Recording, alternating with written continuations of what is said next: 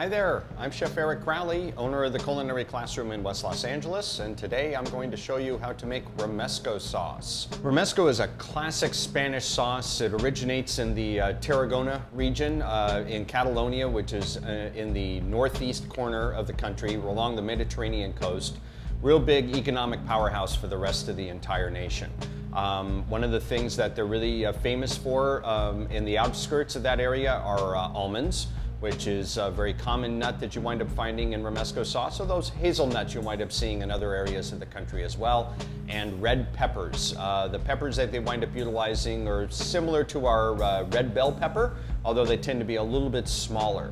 So the ingredients for the Romesco sauce that I'm going to make are about half a cup of olive oil, 1 roasted tomato along with about 5 cloves of roasted garlic, 2 or 3 pieces of fried bread, a dried chili, something like a New Mexican or a California chili, something really mild, but it has a little bit of a smoky flavor to it. A roasted and peeled red bell pepper, about half a cup of water, about 3 tablespoons of red wine vinegar, a pinch of chili flakes. That's actually an option. The sauce doesn't have to be spicy hot. A lot of Spanish food is not, so you don't need to use it if you don't want to and still make an authentic sauce. Some paprika, preferably a Spanish type paprika, some fried almonds, about 10 fried almonds, and a little bit of salt and a little bit of pepper. To start off with the sauce, I'm actually going to take my chili and I'm going to start to soften it. Classically for a Romesco like this, I'll wind up taking my chili, I've taken the stem out and I've shaken out the seeds, so there are no seeds on the inside, which will wind up lending a distinct bitterness and also some additional heat to the sauce, which again we don't want. If the chili is pretty large, you could even take it and you can break it up into some pieces. I'm going to put it into a small skillet. You could add in about half a cup of water. Doesn't need to be covering the chili completely. And we're going to put in about 2, maybe 3 tablespoons of red wine vinegar. Cover that up and let that simmer for about 5 minutes or so, or until the chili gets really nice and soft. While that's simmering, I'm going to wind up employing a food processor. You may see some classic techniques where they're going to wind up utilizing a mortar and a pestle. Save yourself the trouble. You can do a food processor, that'll be fine. If you're feeling energetic and you want to use a mortar and pestle, go right ahead. Inside the processor, we're going to put our pieces of fried bread, classic thickener in a sauce like Romesco. A lot of really old school Spanish and even French sauces will wind up utilizing a piece of fried or a piece of stale bread in order to thicken up the sauce. Our roasted tomato with about 5 cloves of roasted garlic. As the tomato cools off, any kind of juices that come out, you're going to add that in too.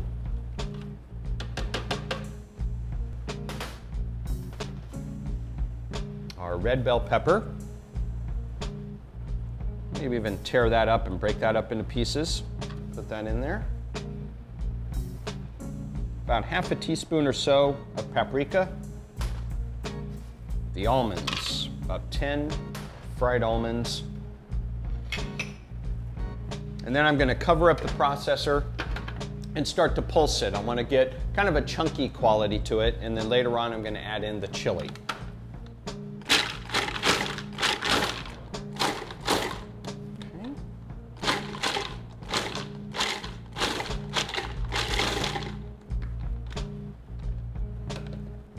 So we have a nice chunky quality into here. We're still not at sauce quality yet, but that's okay. We're going to actually add in a little bit of olive oil, and we're also going to add in a little bit of vinegar as well. Right? So in our skillet, our chili should actually have a nice softened quality to it. Again, as you can see, it only takes a few minutes. We're going to take this on out, pop it into the processor as well. And we're also going to add in a little bit of vinegar.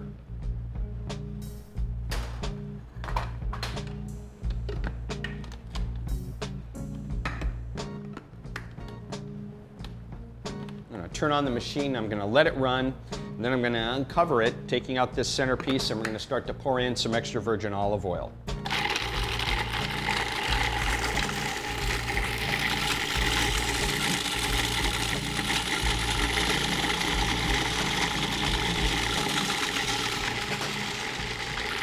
We go ahead and we let it run until it gets a really nice smooth puree.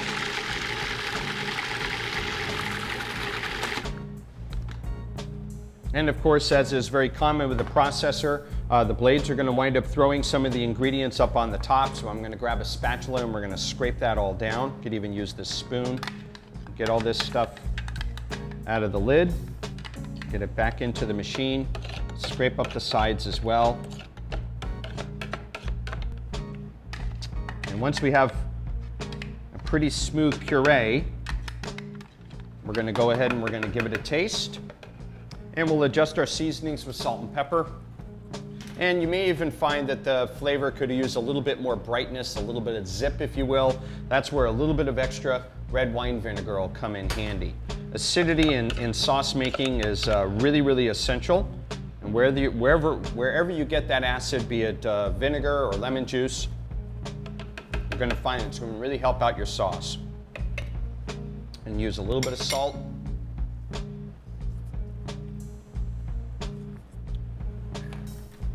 A little bit of pepper if I want, okay? Again, a little bit of chili flake if you want to give it a little bit of heat. And I think a little bit, about a teaspoon or so of red wine vinegar.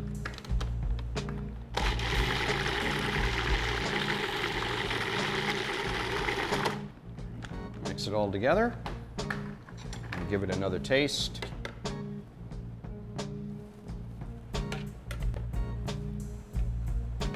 Fantastic. You'll see as I start to spoon it out onto my tasting spoon, it definitely has a chunky quality to it.